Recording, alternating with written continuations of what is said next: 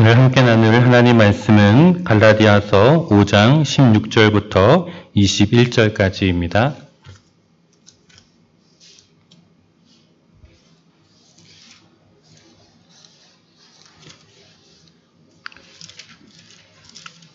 신약성경 308쪽에 있는 갈라디아서 5장 16절부터 21절까지입니다.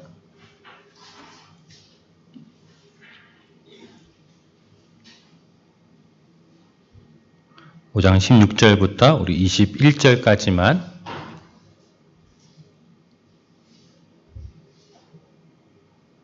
함께 읽겠습니다.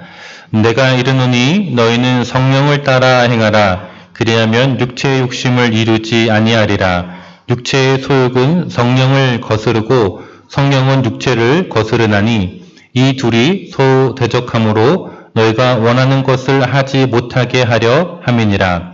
너희가 만일 성령의 인도하시는 바가 되면 율법 아래에 있지 아니하리라. 육체의 일은 분명하니 곧 음행과 더러운 것과 호색과 우상 숭배와 주술과 원수 맺는 것과 분쟁과 시기와 분냄과 당짓는 것과 분열과 이단과 투기와 술 취함과 방탕함과 또 그와 같은 것들이라.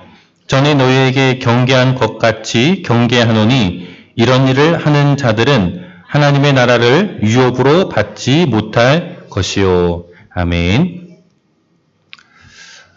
기독교에 대한 두 가지 오해가 있습니다. 첫 번째 오해는 무엇이냐면 우리의 구원은 오직 믿음에 달려있다. 오직 하나님의 은혜에 달려있다. 이게 한 가지 오해예요. 맞는 말 아닌가? 당연한 건데 왜 그거가 오해가 될까요? 그 다음에 문제입니다. 그렇기 때문에 우리의 삶의 행위나 우리의 모습은, 우리의 어떠함은 문제되지 않는다라는 거예요. 여기에서 이제 심각하게 가면은 이제 이단들이 나옵니다. 구원파라는 이단이 나오는 거예요. 왜요?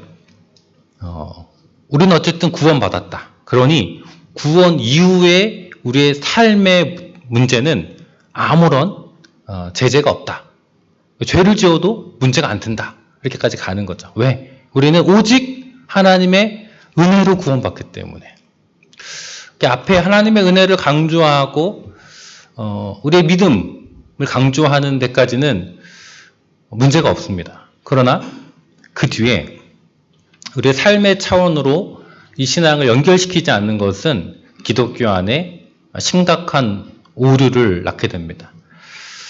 또 한 가지 기독교에 대한 오해가 있는데요. 진정한 그리스도인이라면 말씀을 지켜야 한다. 그 말씀에는 신약에 있는 많은 말씀들 뿐만 아니라 구약에 있는 문화적으로 다른 것은 어쩔 수 없겠지만 구약에 있는 많은 율법들도 지켜야 한다. 그렇다고 꼭 제사 제도를 지키고 이런 것이 아니라 어떤 원칙이 되는 십계명 같은 이런 말씀들은 당연히 지켜야 한다. 그것을 지키지 않는다면 그것은 진정한 그리스도인이 아니다라고 하는 오해입니다.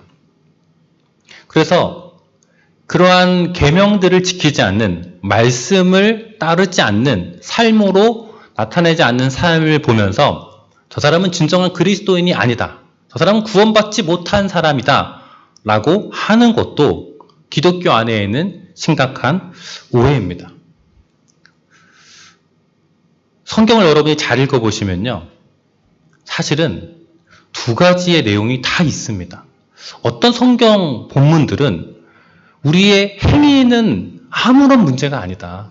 우리의 어떠함 때문에 하나님이 우리를 구원하시는 것이 아니라 그야말로 우리의 인간의 전적인 무능력과 우리의 전적인 타락으로 인하여서 우리에게는 아무런 소망도 없고 오직 하나님의 절대적인 주권과 은혜로만 우리가 구원받을 수 있다라는 그 말씀을 우리는 성경의 곳곳에서 찾아볼 수 있습니다. 그러나 한편 우리가 정말로 그리스도인이라면 하나님의 말씀을 지키고 계명을 준수해야 된다. 우리의 삶으로 행함이 없다면 그것은 진정한 그리스도인이 아니다. 그것은 믿음이 아니라 죽은 믿음이다. 라고 이야기합니다. 그런 성경의 구절들도 존재합니다.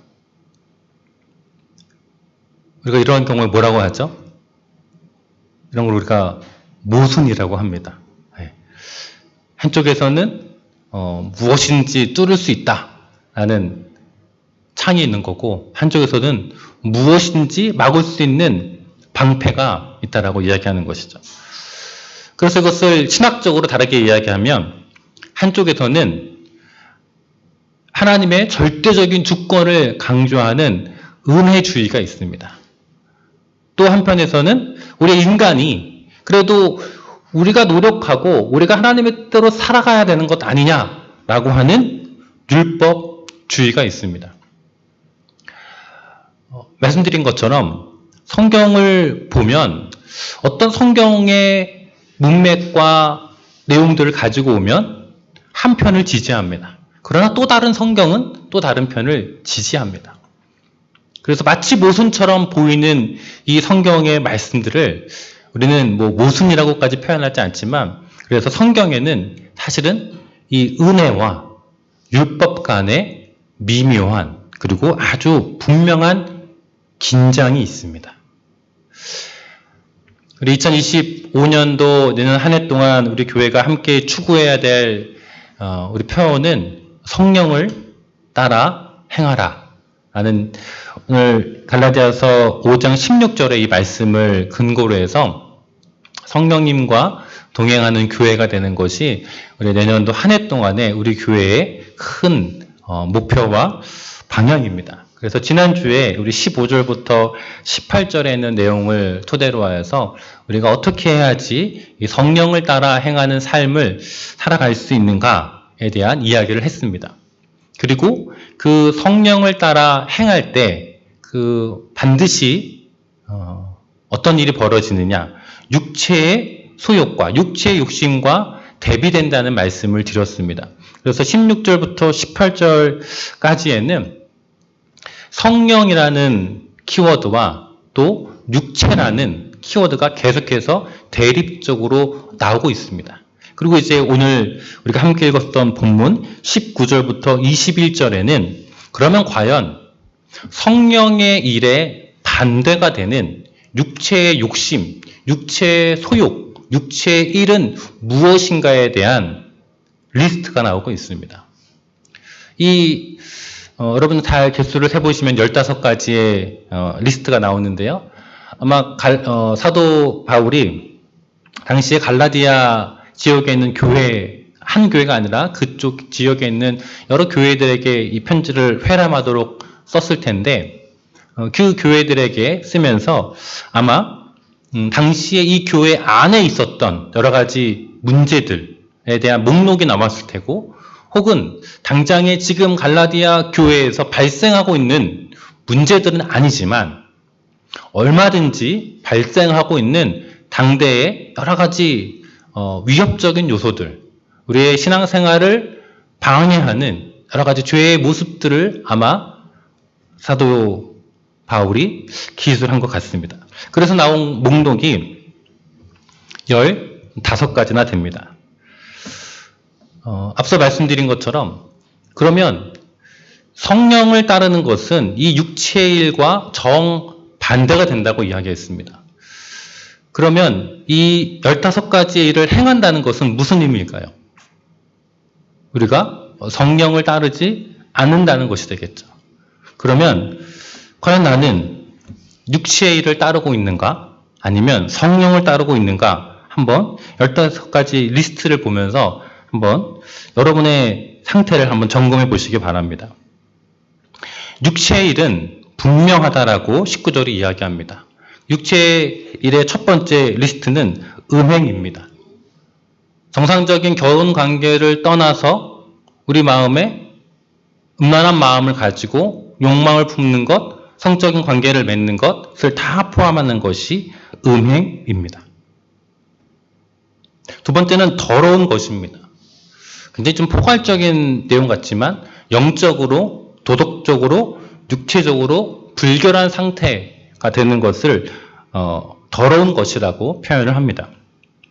세 번째는 호색입니다. 우리나라 말 어떤 성경에는 이제 방탕이라는 단어로 번역을 하기도 했는데요.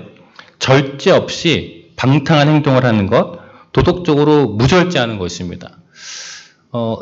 보통은 어떤 죄를 짓거나 잘못을 하면 양심의 가책이 있어서 계속 하진 않아요. 그런데 이 호색이라고 하는, 이 방탕이라고 하는 것은 그러한 부끄러움이나 죄책감을 느끼지 않고 죄악을 즐기는 상태로까지 나아가는 것, 이것을 호색이라고 볼 수 있습니다.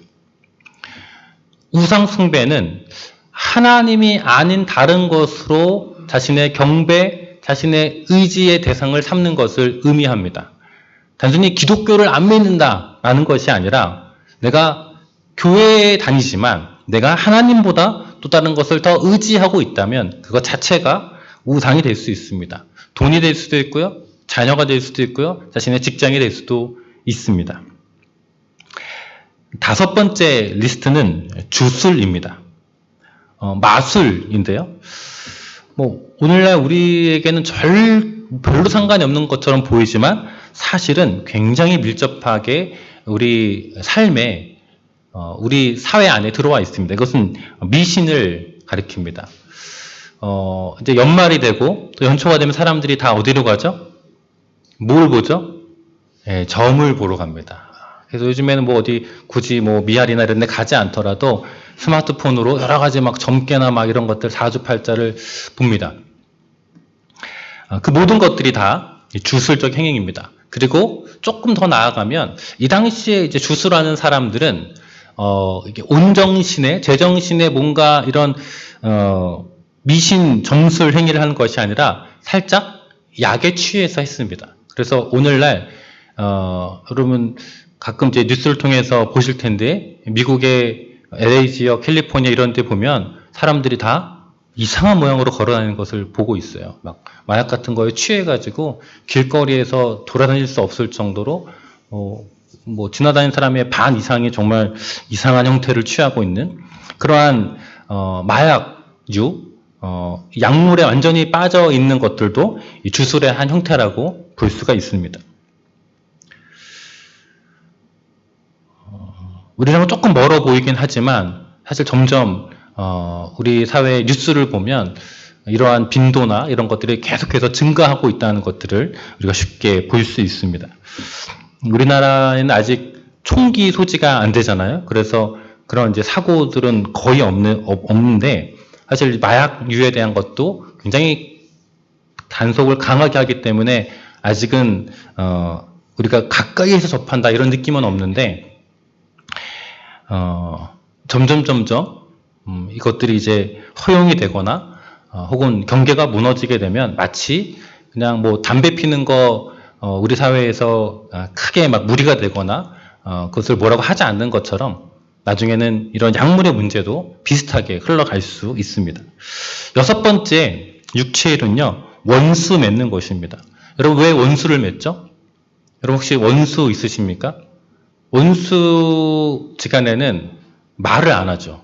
마음에 미움이 가득한 상태입니다. 적대감과 증오심이 가득해서 나는 그 인간 쳐다도 안 봐, 혹은 말도 안 섞어 라고 하는 아주 깊은 이제 반감의 상태가 되는 것, 이것이 원수 맺는 것입니다. 일곱 번째 리스트는요, 분쟁입니다. 분쟁. 이것은 갈등을 조장하는 것입니다. 나와 누군가가 아니라 다른 사람의 관계에서 서로 음해하고 다른 말을 퍼뜨려서 서로 분쟁하도록 만드는 것. 이것이 분쟁입니다. 여덟 번째 리스트는 시기입니다. 남을 부러워하는 거죠. 마음의 상태로 부러워할 수는 있죠. 그러나 시기는 거기에서 끝나지 않습니다. 마음의 상태에서 다른 사람을 부러워해서 그 사람의 잘못과 실수와 약점을 깎아내립니다. 심지어는 그 사람에게 없는 사실까지도 지어내서 그 사람을 공격하게 되는 것, 그것이 바로 시기입니다. 아홉 번째 리스트는 분냄입니다. 화나는 거죠. 경노를 하는 것입니다. 10번째는 당을 짓는 것입니다. 당을 짓는 것에 대한 영어로 된 표현이 참 재밌는데 이기적인 욕망 이렇게 되어 있습니다. 당을 짓는 것을 selfish ambition이라고 해서 이기적인 욕망이라고 되어 있습니다. 이것은 자신의 이익을 위해서 파벌을 만드는 것입니다. 내 혼자의 힘으로 지금 다른 나를 반대하는 사람과 내가 대적할 수 없으니 어떻게 해야 돼요? 힘을 모으는 것입니다. 우리 편을 만드는 것이죠. 그래서 나의 반대 세력과 대항하기 위해서 자기 이기적인 욕망을 나의 힘으로 부족하기 때문에 다른 사람과 힘을 합치려고 하는 것이 당을 짓는 것입니다. 11번째는요. 분열함입니다. 이것은 공동체를 분열시키고 이간질시키는 행위입니다. 그것을 통해서 자신의 이권과 자신의 유익을 찾기 위해서 공동체의 유익보다는 자신의 만족을 위해서 공동체를 붕괴시키는 것. 이것이 분열함입니다. 12번째는 이단입니다. 오늘 이제 이단이라고 생각을 하면은 다른 외부에 있는 어떤 종교들, 뭐 기독교랑 비슷한 유사한 이런 외부의 이단들을 생각하기 쉽지만 사실 이 당시에 이단이라고 하면은 완전히 다른 종교나 기독교와 완전히 다른 어떤 내용이라기보다는 교회 안에 들어와서 잘못된 가르침을 전파하는 것, 그것이 오히려 사도 바울이 더 경계하였던 이단입니다. 그래서 하나님의 말씀을 해석을 하는데 자기 식대로 해석을 하는 것, 그것도 이단입니다. 심지어는 교회 생활은 이렇게 해야 돼. 교회는 이렇게 하는 게 교회야. 내지는 신앙생활은 이렇게 하는 게 바른 거야. 라고 하면서 자신의 경험이나 자신에게 유리한 대로 누군가에게 그것을 가르치려 하거나 전달하는 것도 다 이단의 모습입니다. 올바른 형태로 교회의 모습을 권증하고 교회를 위해서, 정말 교회를 위해서 하는 것이야 문제가 되지 않겠죠. 그러나 그 목적에서 자신의 유익을 위해서 그러한 가르침을 전한다면 그것은 이단의 모습입니다. 13번째 육체의 일은요, 투기입니다. 이것은 다른 시기와 비슷하게 다른 성공한 사람들에 대한 부러움입니다. 나보다 잘 살고 나보다 더 나아 보이는 사람을 우리는 부러워할 수 있죠. 그러나 이 투기는 그러한 사람에 대해서 악의적인 태도를 갖는 것입니다. 그래서 그 사람을 공격하려는 마음의 태도를 가지고 있는 것이 바로 이 투기함입니다. 14번째 육체일은요, 술 취함입니다. 이 술 취함은 그냥 뭐 술을 잔뜩 마셔서 술에 흠뻑 취했다라는 것도 되겠지만 모든 형태의 중독을 의미합니다. 술 취함이라는 것은 내가 그 대상에게 정복당한 상태를 의미하는 것이죠. 술 자체가 나쁘다 이런 의미는 아닙니다. 왜냐하면 당시에는 음료처럼 술을 마셨고 예수님은 물을 포도주로 만드셔서 함께 그 사람들에게 제공을 했습니다. 그러니 그냥 술 마시는 자체가 뭐 죄악이다 이런 의미가 아니라 그 대상이 나를 완전히 사로잡아서 이제 내가 그것을 조종하는 것이 아니라 그 대상이 나를 조종하는 상태가 되는 것, 그것이 바로 술 취함입니다. 오늘날 우리를 조종하는 것이 무엇이죠? 여러분 다 손안에 하나씩 가지고 계시죠? 네. 오늘날 우리를 가장 많이 조종하는 게 뭐죠? 얘입니다. 예. 네. 스마트폰이 우리를 지배하기도 합니다. 유튜브가, 수많은 SNS가, 수많은 알고리즘이 우리를 지배합니다. 그래서 내가 보고 싶고 내가 원하는 것을 보는 것이 아니라 그들이 조작해놓은 프로그램대로 고도의 마케팅과 고도의 이 전략을 가지고 우리에게 날마다 너가 그 관심 있잖아, 이것을 봐봐 라고 하는 것들을 우리에게 보여주는 그 프로그램들에 의해서 우리가 완전히 지배당하고 있습니다. 많은 TV가 우리를 지배당하고 있습니다. 우리가 가장 많이 보는 것, 사실은 그것이 우리를 지배하고 있습니다. 우리는 알지 못한 채 그것에 취해 있는 것입니다. 그것이 바로 술 취함의 정체입니다. 마지막 다시 한번 방탕함을 이야기합니다. 무절제하며 향락적인 생활을 하는 것입니다. 15가지 사실은 더 있다는 거죠. 그래서 마지막 21절에 또 그와 같은 것들 15가지 말고도 이러한 종류들, 즉 육체의 만족을 위하여서 자신의 이익과 만족을 위하여서 오직 그것만을 위하여서 행하는 모든 것들은 다 육체의 일이 분명하다라고 이야기합니다. 여러분 너무나 성경에서 이것들을 분명하게 우리에게 이 요구들을 하고 있습니다. 그러면 이제 우리의 고민은 다시 처음에 말씀드린 것으로 돌아가게 됩니다. 이 15가지를 우리가 행하면 우리는 어떻게 되는 것입니까? 하나님의 사랑에서 떨어지는 것입니까?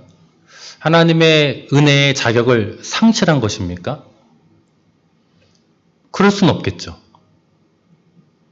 그러나 그렇게 쉽게 또 아니 그럼 이거 다 해도 된다는 거야? 이거 해도 문제가 없다는 거야? 라고 이야기하면 그것도 안 되겠죠. 이것이 바로 율법의 기능입니다. 하나님께서 이스라엘 백성들에게 율법을 주신 이유입니다. 율법을 그들에게 주셨습니다. 이것들을 해라. 이것들을 하지 말아라. 그 결과는 무엇이었죠? 이스라엘 백성들이 우리는 이것들을 지킬 수 없는 자들이구나. 그걸 깨닫는 거예요. 우리의 힘으로는 이것을 다 완성할 수가 없구나. 15가지 중에서 14개를 내가 다 지켰어요. 아무런 무리 없이 14개를 다 지켰는데 하나를 못 지켰네. 하나. 그러면 괜찮은 겁니까? 아니죠. 그 기준에 미치지 못하는 것이죠. 하나님께서 이스라엘 백성들에게 율법을 주신 이유는 바로 그것입니다.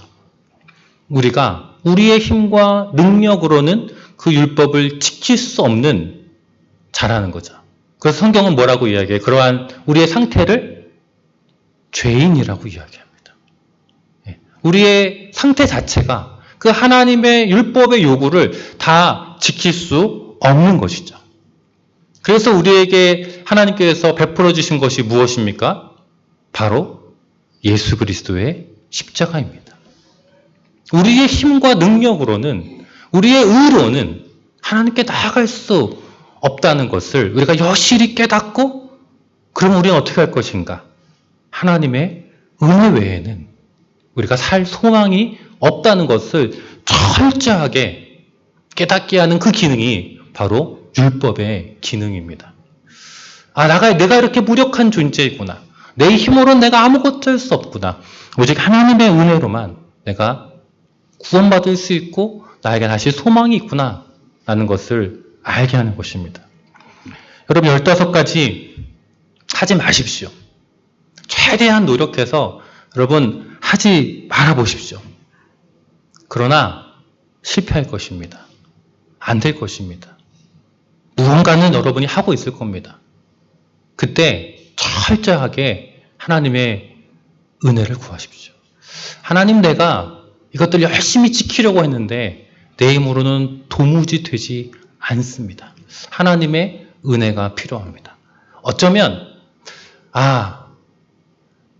하나님이 저를 구원하신 이유가 바로 이것이었군요. 나의 죄악을 이 15가지 리스트를 통하여서 철저하게 깨닫게 하고 내가 이것을 행했기 때문에 내가 죄인이 아니라 나의 존재 자체가 죄인이기 때문에 이것들을 행할 수밖에 없다라는 사실. 내가 근본적으로 죄인이었구나 라는 사실을 깨닫게 하는 것. 그것이 바로 이 리스트의 기능입니다. 우리는 그러한 우리의 철저한 무능력과 우리의 죄인됨을 깨달을 때 하나님의 놀라운 은혜 가운데 들어가게 됩니다. 하나님의 전적인 은혜와 사랑만이 나를 구원할 수 있는 힘이구나라는 사실을 깨닫게 됩니다. 바로 예수 그리스도의 십자가가 우리에게 필요한 이유가 그것입니다. 나의 힘으로는, 나의 의지로는, 나의 노력으로는 이것들을 다 지켜낼 수 없고 오직 주님의 은혜로만 내가 구원받을 수 있다는 사실을 우리는 깨달을 수 있습니다. 21절 마지막에 이런 일을 하는 자들은 하나님의 나라를 위협으로 받지 못한다고 이야기합니다. 하나님의 나라는 의와 평강과 희락이라고 이야기했습니다. 우리가 이런 일을 한다면 우리 안에 내가 지금 바르게 살고 있어라는 영적인 감각이 사라집니다. 나에게 평안한 마음이 사라집니다. 나에게 진정한 기쁨과 즐거움이 사라집니다. 그러면 어떻게 우리가 이 의와 평강과 희락의 상태인 하나님의 나라를 경험할 수 있을까요? 그것은 바로 성령 안에 살아갈 때입니다.